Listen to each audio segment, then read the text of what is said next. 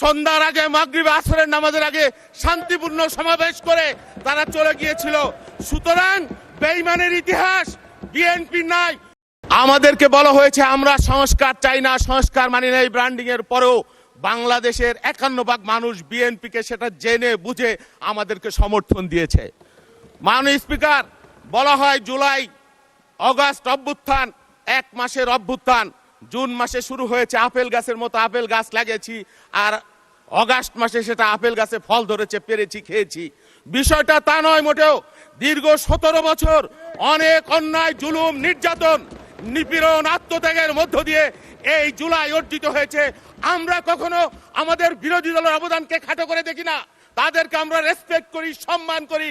কিন্তু তারা কথায় কথায় এও বলে বিএনপিকে তারা নিশ্চিহ্ন করে দিবে। বিএনপি ক্ষমতার আসার আগেই এমন একটি রাজনৈতিক দল, তাদেরকে নাকি মানুষ পতন চায়। অথচ এই বাংলাদেশের মানুষ 51% ভোট দিয়ে বাংলাদেশের আজকের এই সংসদ নির্বাচিত করেছে, বিএনপিকে নির্বাচিত করেছে। আমরা কখনো আমাদের আত্মত্যাগের কথা বলি না। বেগম খালেদা জিয়া যে আত্মত্যাগ করেছেন, একদিকে তার মৃত্যু আর একদিকে তার অবৈধ ফ্যাসিবাদী শাসন। ফ্যাসিবাদী শাসনকে বেগম খালেদা জিয়া মেনে নেন নাই। ষড়যন্ত্র, আমরা নাকি গাদ্দার, বেঈমান, এই ষড়যন্ত্র শুরু হয়েছে বিএনপিকে মাইনাস করবার জন্য। অন 11 থেকে তার আগে শহীদ রাষ্ট্রপতি জিয়াউর রহমানকে হত্যার মধ্য দিয়ে ষড়যন্ত্র শুরু হয়েছিল বিএনপিকে নিশ্চিহ্ন করে দেবার জন্য। অন 11-এর ষড়যন্ত্র, 96 সালের বেঈমানি, 86 সালের বেঈমানি, এই ইতিহাস আমরা সংসদে বলতে চাই না।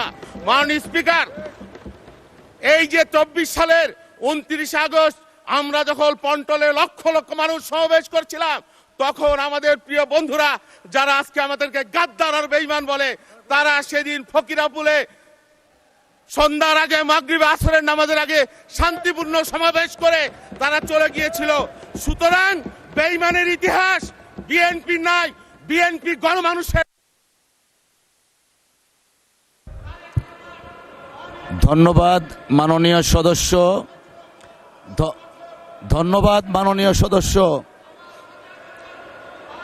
ধন্যবাদ মাননীয় সদস্য। মাননীয় সদস্য, আপনি দয়া করে বসুন। ধন্যবাদ মাননীয় সদস্য, আপনি দয়া করে বসুন।